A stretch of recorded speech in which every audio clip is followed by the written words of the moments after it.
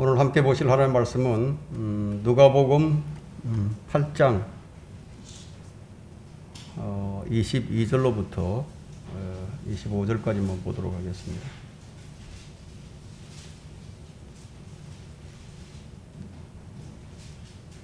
누가복음 8장 22절로부터 25절까지입니다. 제가 겉들어 읽도록 하겠습니다.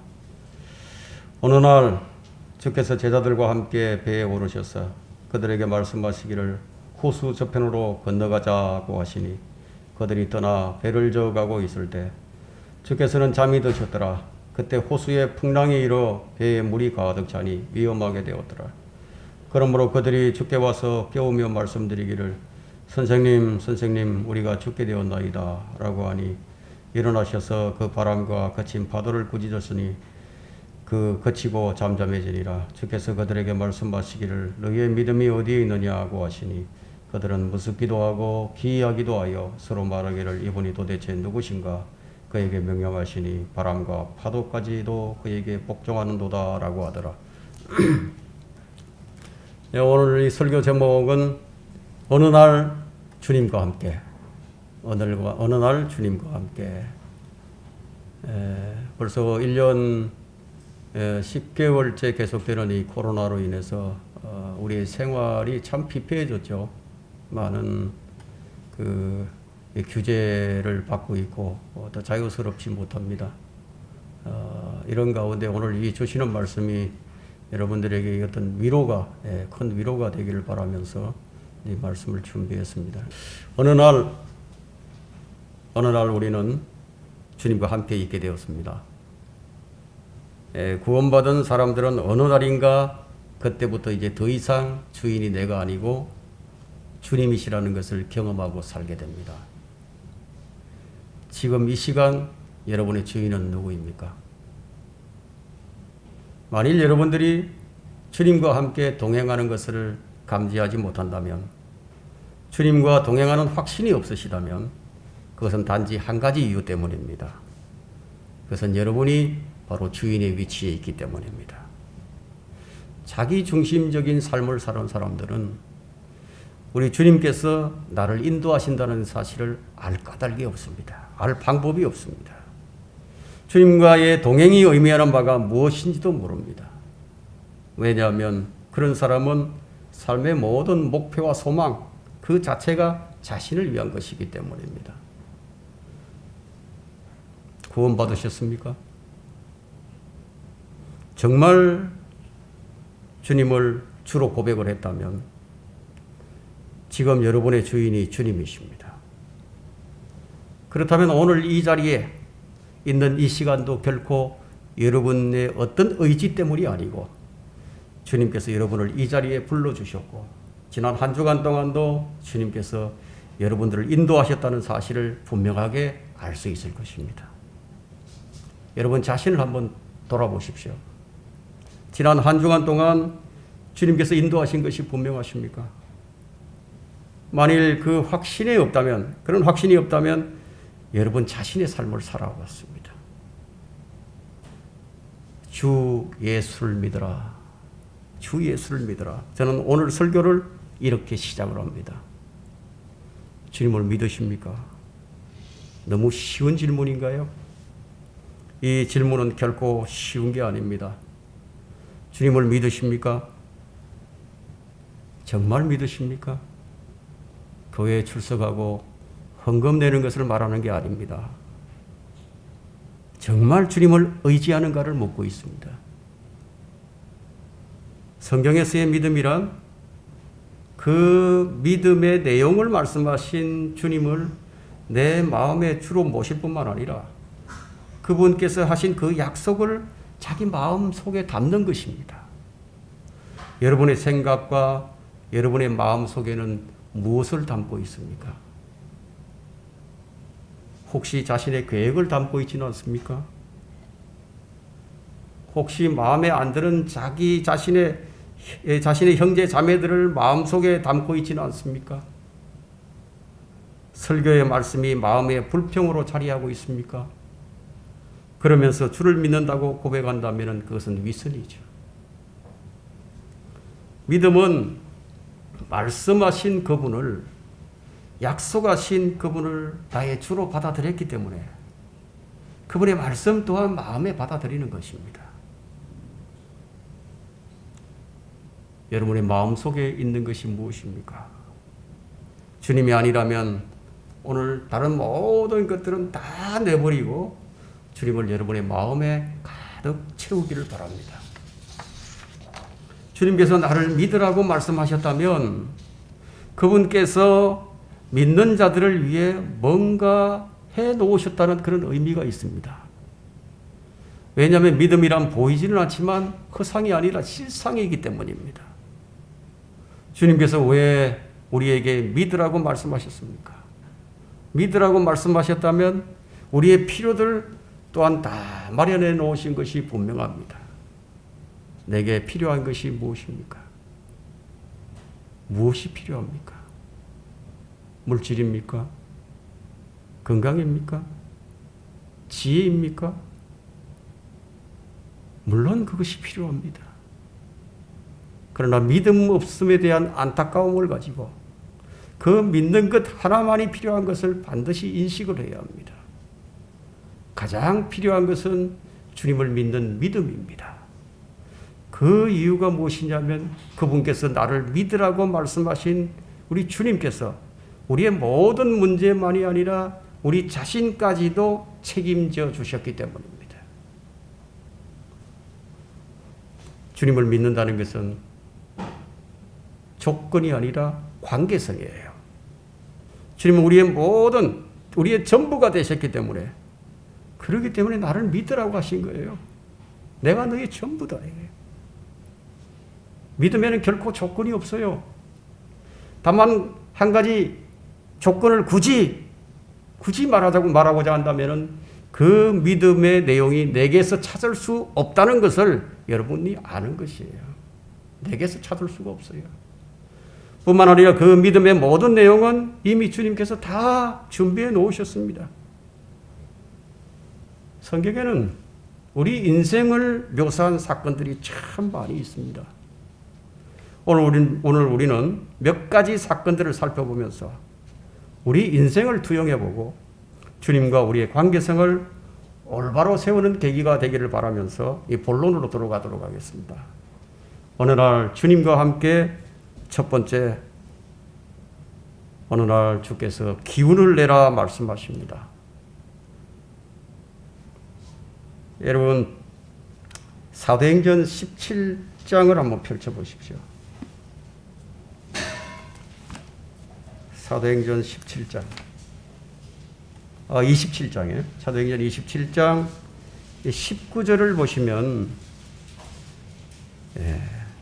셋째 날에는 우리의 손으로 배 장비를 내버리니라. 그리고 25절을 볼까요? 그러므로 여러분이여 기운을 내라.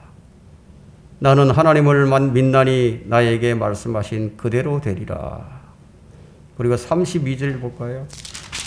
32절에 병사들이 그 그룹배에 밧줄을 끊어서 떼어버리니라. 항해길에 풍랑이 일었습니다. 이유가 무엇이죠? 왜 풍랑이 일었죠? 바울 때문에 풍랑이 일었습니다. 그러나 최종적인 이유는 주님이 어떤 분이신지를 알리시기 위해서예요. 지금 배가 로마로 항해 가고 있습니다. 배 안에는 항해에 필요한 장비들과 먹을 음식들, 이런 것들은요, 반드시 항해에 필요한 것들이에요. 그러니까 반드시 필요한 것들이지만 그것들이 폭풍우를 잠재울 수 있는 것이 아니에요. 오히려 폭풍우에는 방해물일 뿐이죠. 그래서 모두 다 버려버렸습니다. 우리의 인생은 바다를 항해하는 배와도 같습니다. 거친 파도가 일고 때로는 예기치 않은 시간, 생각지도 않은 시간과 장소에 폭풍우가 몰려올 수도 있습니다. 폭암과 같은 엄청난 먹구름의 세계로 빠져들 수도 있습니다. 예측 불허예요. 이것이 우리 인생이에요. 그런데 왜 우리 인생에 이 같은 폭풍과 몰려오는지 아십니까? 우리 안에 있는 내게 꼭 필요하다고 생각하는 바로 그것이 주님께서 항해하시는 데 방해거리가 되기 때문이에요. 주님께서 목적지로 우리를 이끌어 가시는데 그것이 오히려 우리 육신을 위해서 세상을 위해서는 필요할지 모르지만 주님께서 이끌어 가시는 데는 그것이 짐이 되기 때문에 때로는 항해를 가볍게 하기 위해서 그것을 다 버려야 할 그런 때도 있습니다. 사도 바울은 그런 장비를 다 버리고 난 뒤에 뭐라고 말씀하십니까? 기운을 내라 해요. 기운을 내라. 아니 어떻게 기운을 내죠? 상황은 지금 죽음을 앞둔 절망인데 어떻게 기운을 냅니까? 여러분에게 어떤 문제가 있으십니까? 절망인가요? 주님께서 기운을 내라고 말씀하십니다. 왠지 아십니까? 모든 것들이 절망적이라고 할지라도 영원히 우리를 책임지신 주님께서 우리와 함께 계시기 때문이에요. 이것이 우리의 위로입니다. 주님을 의지하고 있다면 기운을 내라 해요. 여러분들이 만일 하나님을 믿는다면 기운을 내라 해요. 우리가 왜 기운을 내야 하는지 아십니까? 주님이 함께 하시기 때문이에요. 보이는 것은 실망할 것밖에 없고요. 날마다 연약하여 넘어질 수밖에 없는 그런 상황이에요. 그러나 우리가 힘을 낼 수 있다면 그 이유는 우리가 주님을 믿기 때문이에요. 그리고 그 삶의 어려운 현장 속에서도 주님께서는 왜 나를 그 현장에 두셨는지 우리가 분명히 알 수만 있다면 주님께서 나를 버리신 것이 아니라 불필요한 것들을 다 버리게 하시고 주님의 목적지인 그 피안의 언덕을 향해서 나를 데리고 가시기 위한 주님의 손길인 것을 우리는 분명히 알게 될 것입니다. 32절에는 이제 그 배의 밧줄마저도 끊어버렸습니다. 마지막 남은 한 가닥 희망마저 다 버렸습니다. 기댈 언덕조차 다 없어져 버렸습니다. 이제야 주님 한 분만을 온전히 기댈 수 있게 되었습니다. 이것이 주님께 순종하고 따라가는 우리 여정에서 가장 아름다운 고백의 순간입니다. 이 말씀을 생각하면 떠오르는 선구가 있죠. 그분은 융성해야만 하나 나는 쇠잔해야만 하리라. 우리는 이런 믿음을 소유해야 합니다. 그분은 융성해야 하지만 나는 쇠잔해야 하리라. 내가 쇠잔해지는 것을 두려워하지 말길 바랍니다. 마태복음 14장으로 한번 가보겠습니다. 마태복음 14장 22절을 봅니다. 마태복음 14장 22절에 그리고 나서 곧 예수께서 제자들을 재촉하여 배를 타고 먼저 건너편으로 가게 하시고 그동안 주께서는 무리를 보내시더라. 이 30절로 가봅니다. 그러나 바람이 사나워지는 것을 보고 두려워하니 가라앉기 시작하는지라 그가 소리질러 말하기를 주여 나를 구해 주소서 라고 하더라. 주님께서 건너가라고 하셨어요. 명령에 따랐어요. 그런데 거센 풍랑을 만납니다. 주님 명령을 따랐는데 주님 말씀에 순종했는데 거친 풍랑을 만났어요. 지금 우리의 믿음의 여정을 표현하고 있습니다. 여기서 요구되는 믿음은 주님께서 건너가라고 하셨다면은 주님께서 책임지실 것을 믿는 것이 믿음이에요. 그런데 믿음이 없습니다. 그저 염려하고 번민하고 불안해합니다. 과연 주님이 나의 주님이 맞으신가? 한번 생각을 해보라는 겁니다. 제자들은 지금 주님이 배 안에 계시는데도요, 주님을 신뢰하지 못하고 있는 상황이 지금 누가복음의 상황입니다.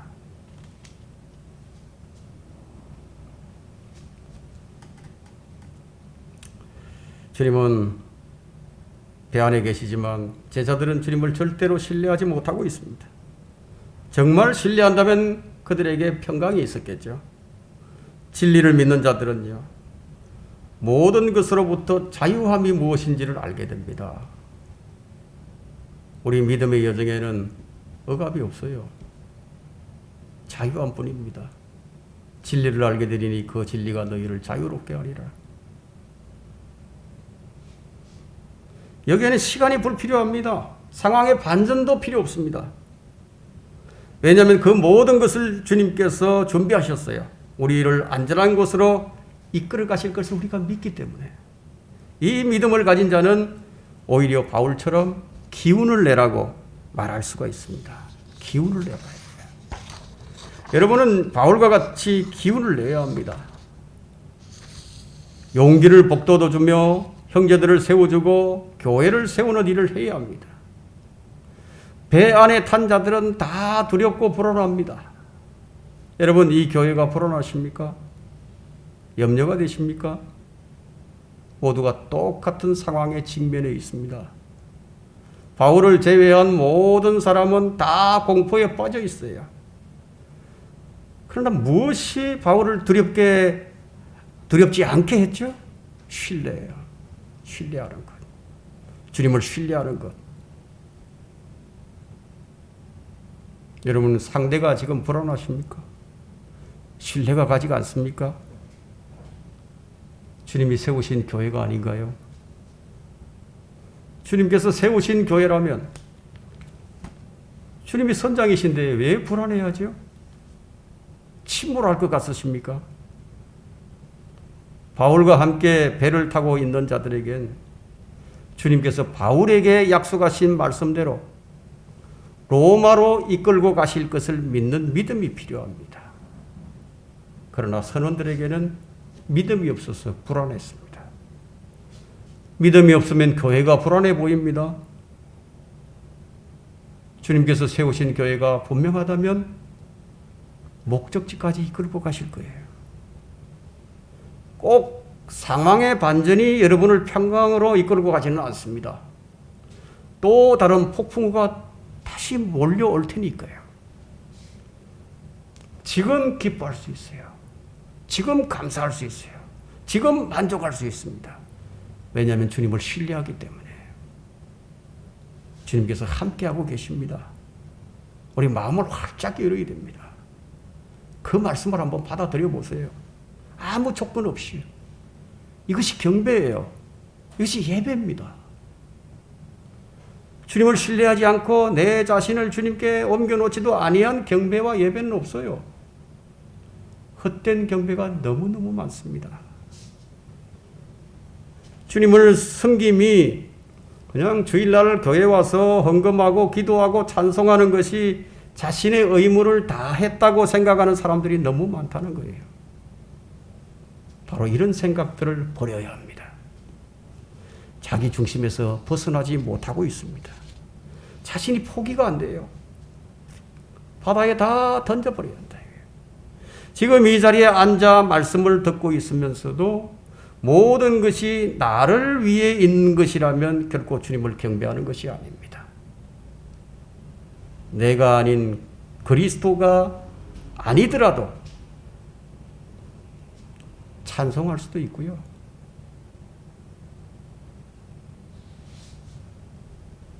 기도할 수 있고요. 헌금할 수도 있어요. 그러나 내 중심의 삶으로 삶을 살면서 하는 경배는 허공을 치는 경배예요. 오전에 성경 공부한 것처럼 주를 위해서요. 나를 위한 것이 아니에요. 여러분들이 주를 위해서 산다면 여러분 옆에 앉아있는 한 분 한 분이 얼마나 소중한지를 절실하게 깨달을 겁니다. 주님을 믿고 따르는데 장비도 배도 오히려 방해물일 뿐이라는 것을 아셔야 한다는 겁니다.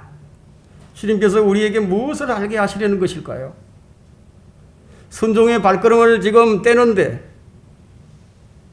오히려 우리 육신에 유익한 것들이 장애물이라는 사실을 알게 하시는 거예요.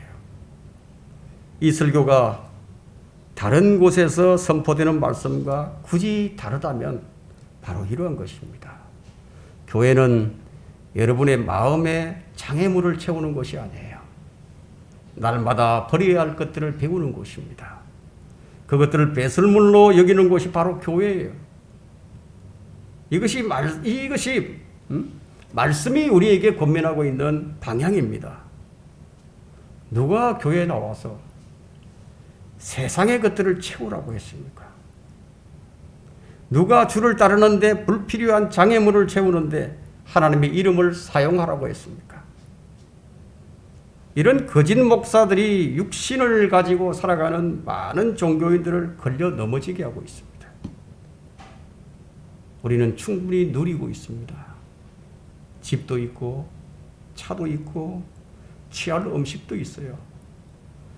여러분은 충분히 많은 것을 누리고 있습니다. 그러면 그것이 주를 따르는데 장애물이 되지 않게 하십시오. 그렇지 않으면 주님께서 그런 것들을 다 내버리게 하실지도 모릅니다. 주님은 우리가 말씀에 따라 순종하기를 원하십니다. 우리 안에 계신 주님께서는 내게 무엇을 원하실까요? 주의 말씀에 귀를 기울이라고 말씀하십니다. 주님은 우리가 완전히 굴복할 때까지 기다리고 계십니다. 주님을 깨우실 때까지 기다리고 계십니다.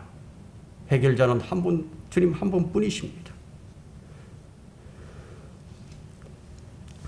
얼마나 주의 성령을 소멸하고 사는지 우리 자신을 한번 점검해 보십시오. 여러분이 기대하고 있는 것들을 다 버리고 나면 그때서야 제자들처럼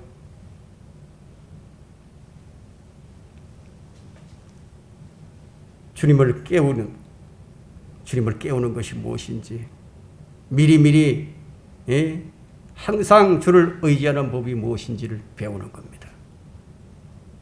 어느 날 주님과 함께 두 번째, 어느 날 주께서 건너가라고 말씀하십니다. 지금 제자들에게 어떤 일이 일어나고 있죠? 주님께서 배에 오르셔서 함께 호수 건너편으로 건너가자고 지금 말씀하셨는데, 그래서 그들은 그 말씀대로 떠납니다. 여러분들은 주님과 함께 순종의 길을 가면서 방향이 언제 좀 바뀌어본 적은 없습니까? 아마 많이 있을 거예요. 그만큼 염려와 번민과 두려움이 많다는 얘기입니다. 주님께서 함께 계시는데도 너무너무 자주 주님을 잊고 삽니다. 마치 안 계신 것처럼. 주의 말씀이 임하시면 이전의 상태로 머물러 있을 수가 없어요. 왜냐하면 그 말씀이 나를 이끌어 가시기 때문에 함께 건너가자고 말씀하시니까.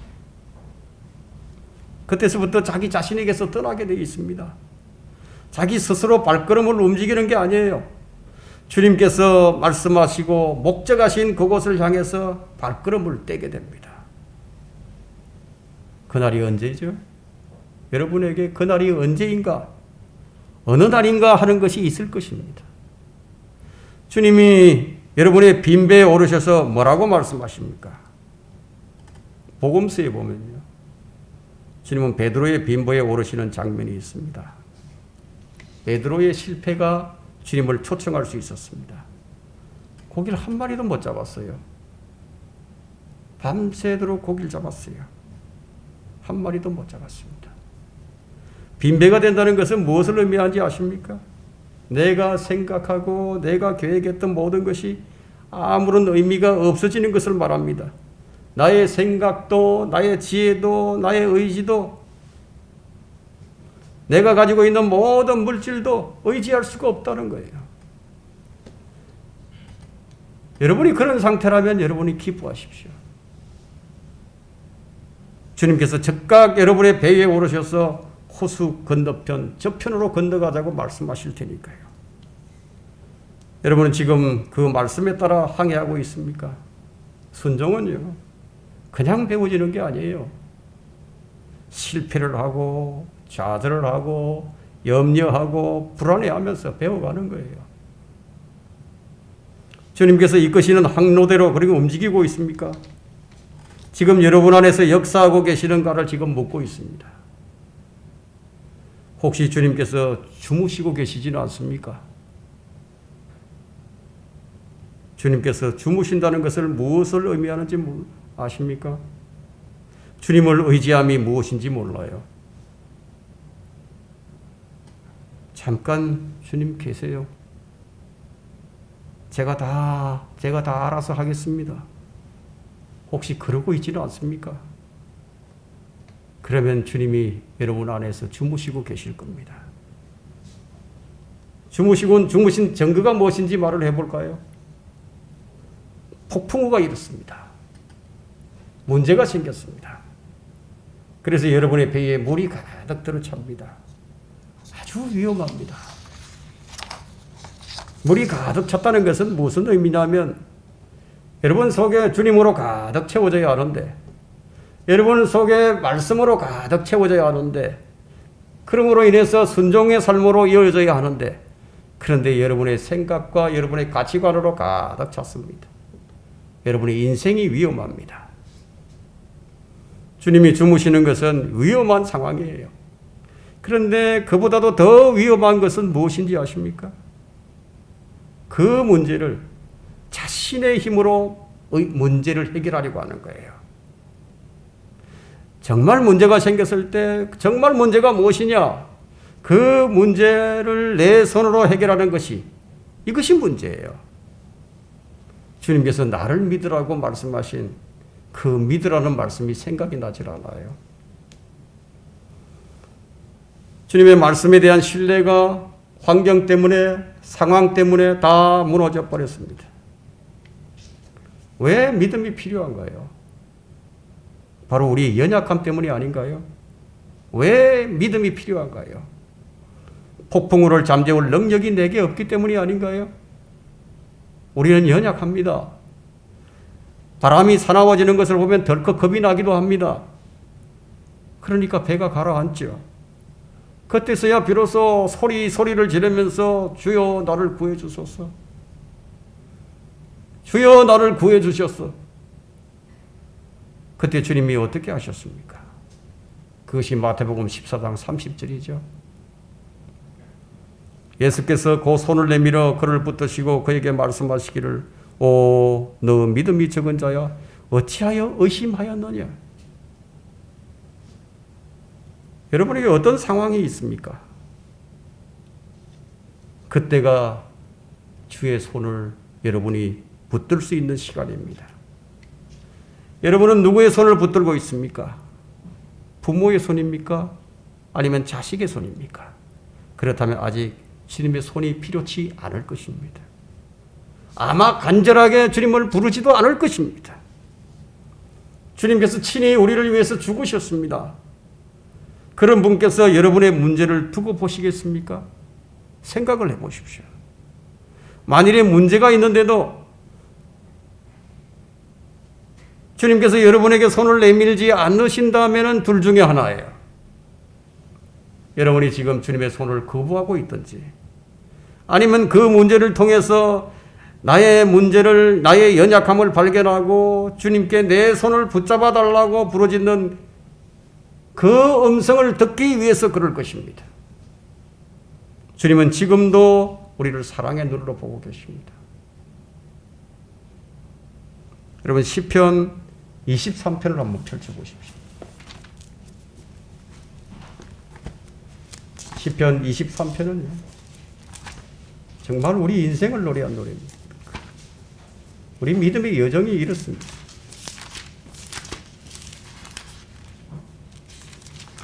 시편 23편 3절로부터 5절까지 봅니다.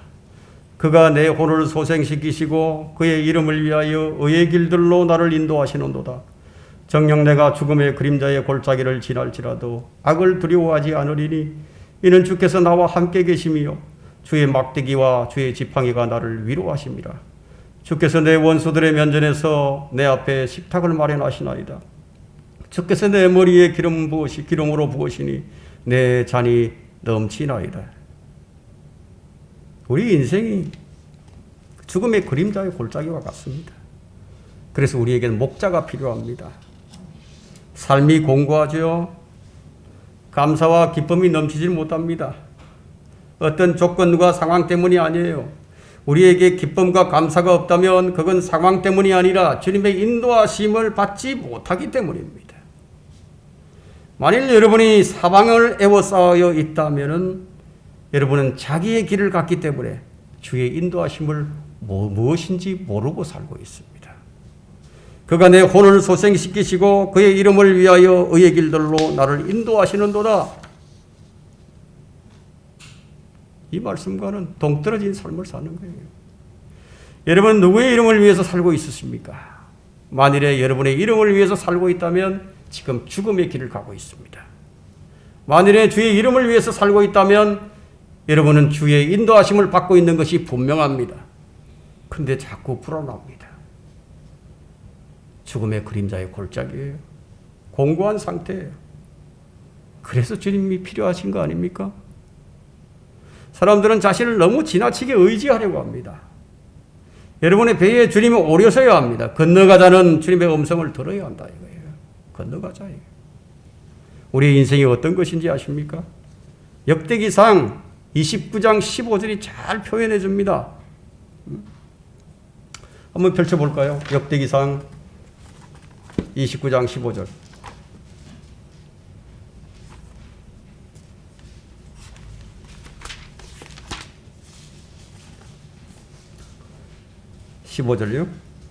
우리의 모든 조상이 그러하였듯이 우리는 주 앞에서 타국인들과 나그네들이 오니 지상에서 우리의 날들은 그림자와 같으며 머무름이 없나이다. 머무름이 없나이다. 이 그리스도인들의 인생을 가장 잘 표현해주는 구절입니다. 여러분의 성취가 무엇입니까?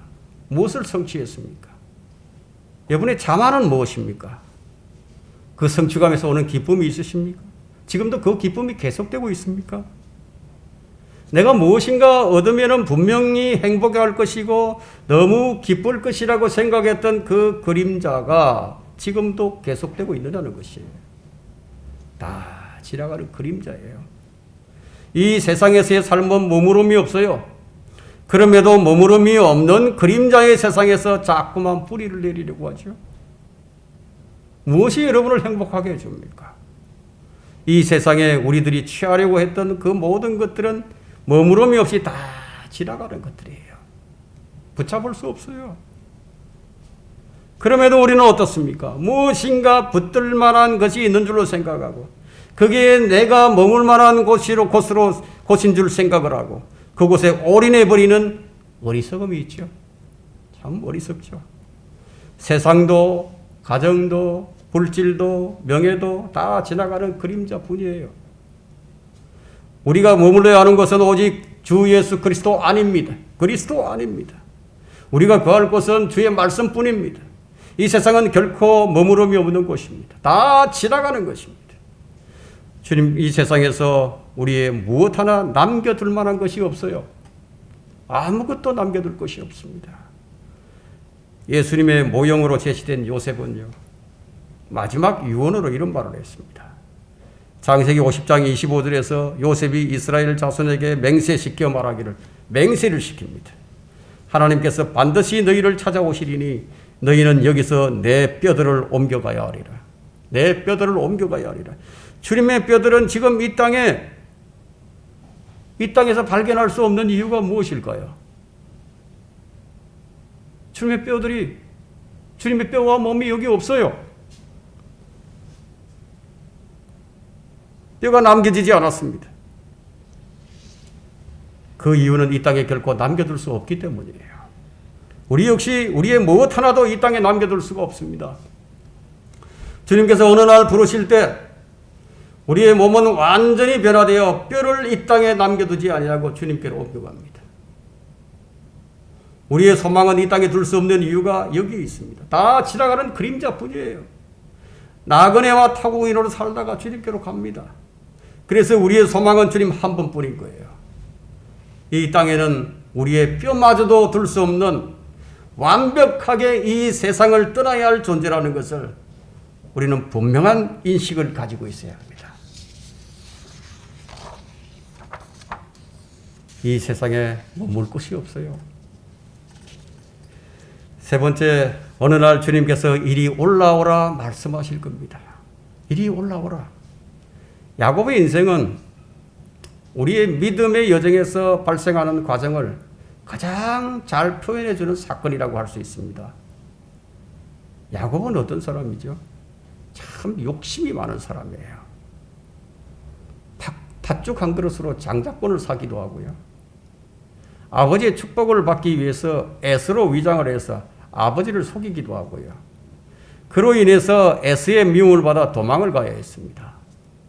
낯선 타국 땅에서 사랑하는 아내를 얻기 위해서 14년을 목동으로 일을 했어야 했습니다. 재산을 얻기 위해 온갖 노력을 다하며 살았습니다. 그가 외삼촌 라반에게서 나올 때 역시 집을 떠날 때처럼 도망자 신세, 야반 도주를 해야 했습니다. 세켐 땅에 정착했을 때는 어떤 일을 당했습니까? 딸이 강간을 당하는 사건이 발생을 합니다. 가나안 땅에 정착했을 때는 요셉을 잃는 슬픔을 당해야만 했고요. 7년간의 기근을 만나 고통을 당해야 했으며 그 기근 때문에 죽은 줄 알았던 요셉을 만나 이집트에서 기거하다가 그의 생을 타국 땅 이집트에서 마감을 합니다. 그의 일생을 그가 표현하기를 창세기 47장 9절에서 이렇게 표현했습니다.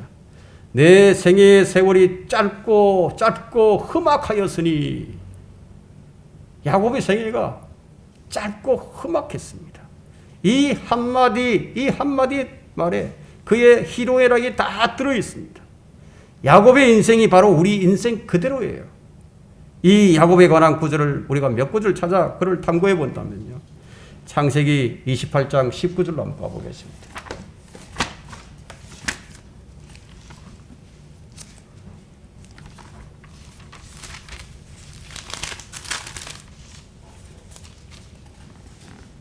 창세기 28장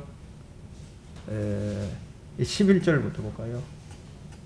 그가 어떤 곳에 도달하여 해가 져서 그곳에서 밤을 보내려 하여 그곳에 돌들을 취하여 베개를 삼고 자려고 그곳에 누웠더라. 그가 꿈을 꾸었으니 보라, 사닥다리가 땅에 섰는데 그 꼭대기가 하늘에 닿았고 보라, 하나님의 천사들이 그 위에서 오르락내리락 하며 보라, 주께서 그 위에 서서 말씀하시기를 나는 내 아비 아브라함의 주 하나님이요 이삭의 하나님이라. 네가 누운 땅을 내가 너와 내 씨에게 주리라. 해가 졌어요. 해가 졌습니다. 어둠이죠. 모든 상황은 지금 절망적입니다. 외롭습니다. 그럴 때라야 어디를 보게 되죠? 위를 보는 거예요. 위를 봅니다. 평안하면요, 주님 안 봐요.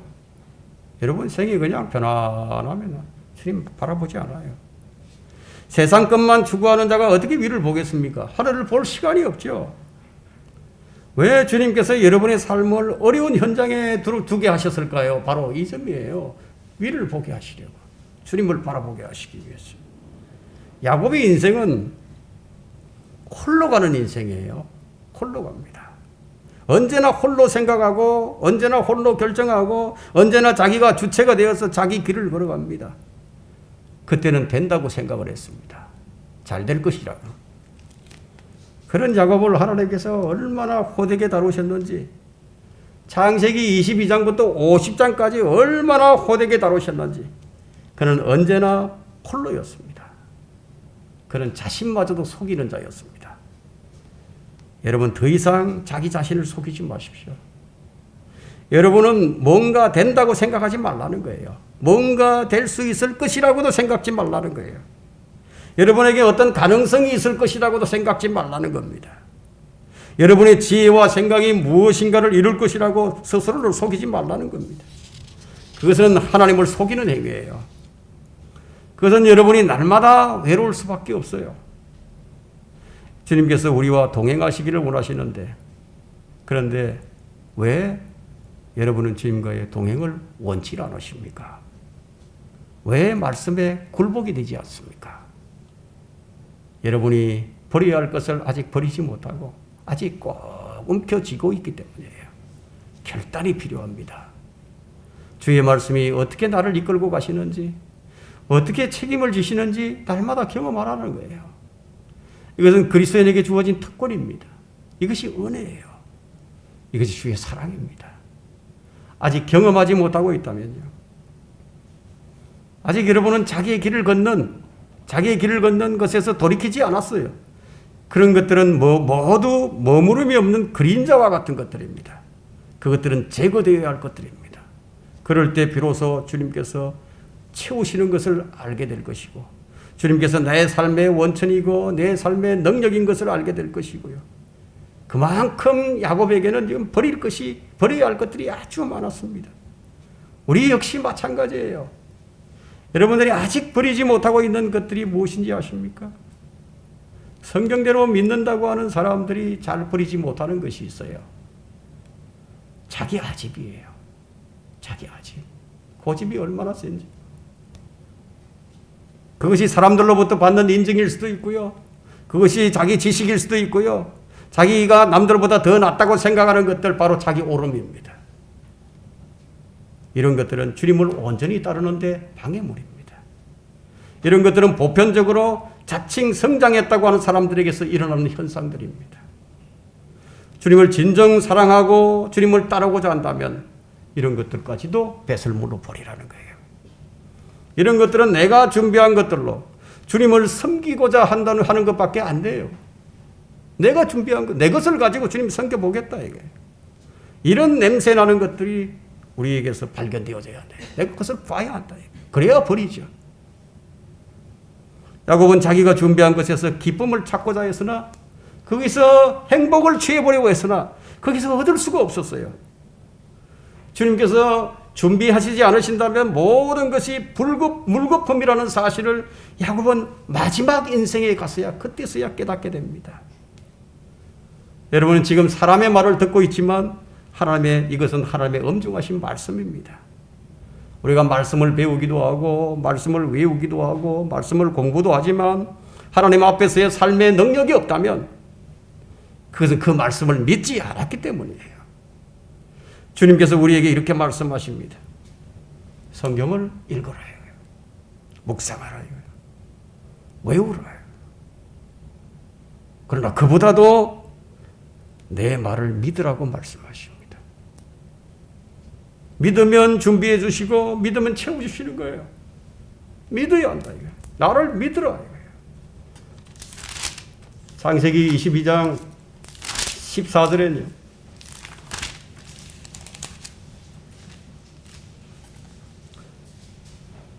아브라함이 그곳의 이름을 여호와 이레라 불렀더니 오늘날까지도 말하여지기를 주의 산에서 그것이 보여지리라 하더라. 주님 준비하신 것이 어디에서 보여졌죠? 주의 산에서 보여졌습니다. 그것이 어디예요? 그것이 갈보리산입니다. 갈보리산이에요. 그곳에서 주님께서 준비하신 것을 보려면은 자신이 죽어야 할 존재라는 것을 인정을 해야 한다 이거예요. 절감을 해야 된다 이거예요. 자신이 십자가에 달려야 할 죄인임을 발견해야 한다는 거예요. 그렇지 아니하면 주님께서 준비하신 것을 발견할 수가 없어요. 여호와 이레, 주님께서 준비해 두셨지만 자신을 발견하지 못하게 되면 교만해질 수밖에 없고요. 불평할 수밖에 없고요. 두려워할 수밖에 없고요. 주님이 준비하신 여호와 이레, 주 예수 그리스도를 만날 수가 없습니다. 수많은 사람들이 주님의 죽으심을 보았지만 주님께서 준비하신 여호와 이레를 보지 못했습니다. 오늘날도 수많은 사람들이 주의 이름을 부르고 주님을 섬긴다고 외쳐대지만 주님께서 준비하신 많은 것들을 얻지 못하고 있습니다. 왜 성경은 갈보리 십자가의 질고를 지신 주님을 깊이 생각을 하라고 하시는지 아십니까? 여러분 스스로 준비한 것들은 모든 것이 죄악된 것이기에, 그것에서 냄새나는 것이기에 그것들이 여러분들에게 기쁨과 만족을 가져다 주는 것이 아니라 폭풍우를 가져온다는 사실을 알게 하시기 위해서 여러분을 갈보리로 데려가시면서 그곳에서 주님께서 일방적으로 준비하신 것이 나를 위한 것인 줄을 알게 하시기 위해서 그곳으로 인도하시고 계신다는 것을 여러분들이 아셔야 한다 이거예요. 무엇을 준비해 주셨습니까? 우리를 위해서 준비해 두신 것이 있죠. 베드로전서 1장 4절을 보시면 우리를 위해서 준비해 놓으신 것이 있습니다. 너희를 위하여 하늘에 썩지 않고 더럽지 않고 쇠잔하지 않는 유업을 간직해 두셨으니 이것들이 우리를 위해 마련해 두신 것들입니다. 이것들은 요한복음 14장에서 주님께서 말씀하셨던 하늘에 있는 우리의 저택들입니다. 금과 보석으로 만든 맨션입니다. 요한계시록 21장과 22장에 나오는 새 예루살렘 성에 있는 우리의 저택입니다. 어느 날 우리는 주님과 함께 그곳에서 영원히 살 것입니다. 주님은 우리를 위해 준비해 주시는 분이십니다. 이것이 여러분의 눈에 확실하게 보이십니까? 잘 보이질 않는다면 마음이 지금 딴 곳으로 가 있어요.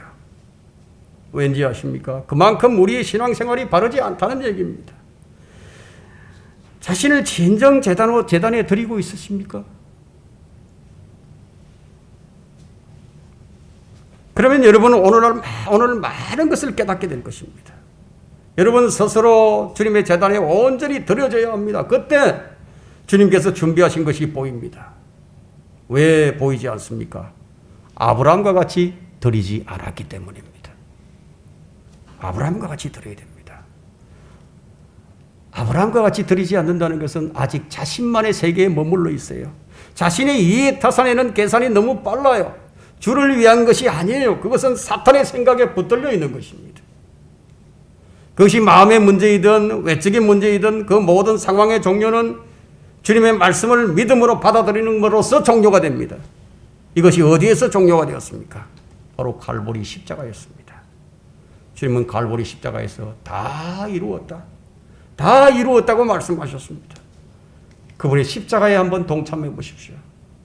자신이 처리되고 모든 것이 다 이루어진 것을 알게 될 것입니다. 왜 여러분의 삶 속에 역경이 있으며 왜 고통이 있습니까? 왜 그렇죠? 하나님은 분명히 우리 아버지가 분명하신데 왜 역경과 고난이 있죠?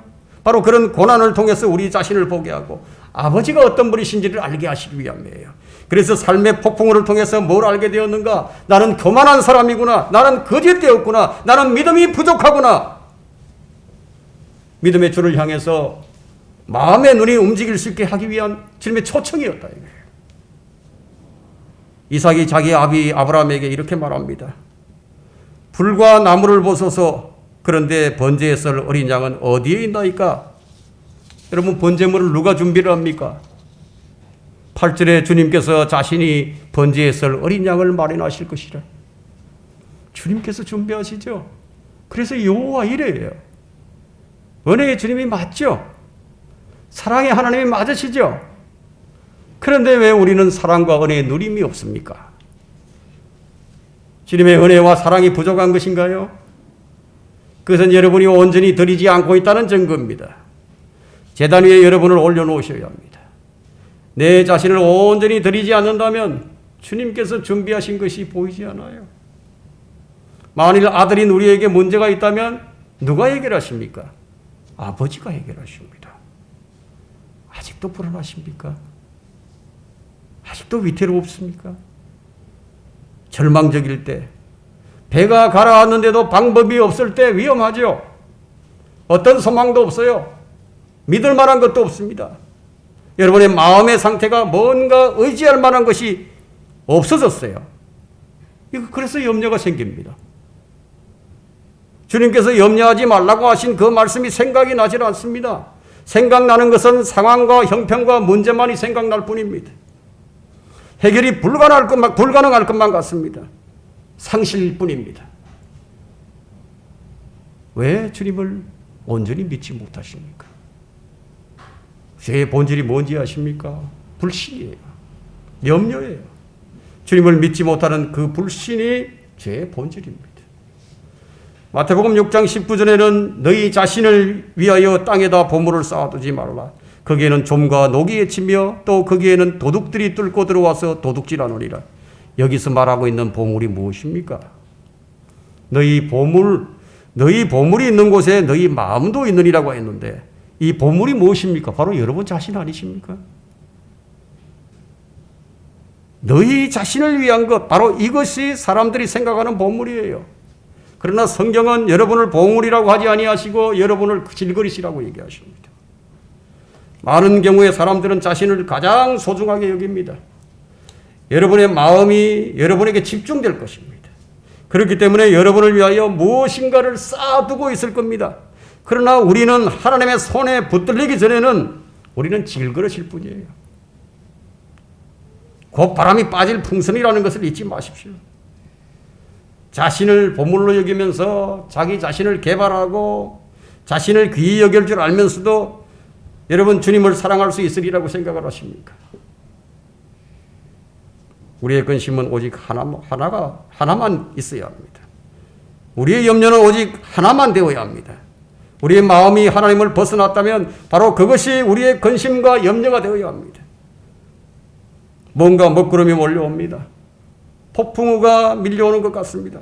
그런 상황 속에서도 주님은 은혜의 단비를 쏟아부어 주십니다. 그것이 주님의 자비와 은혜입니다. 먹구름도 주님께서 붙들고 계시고 폭풍우도 주님께서 붙들고 계시고 염려가 문제가 아니라 주님을 의지하지 못하는 믿음 없음이 문제예요.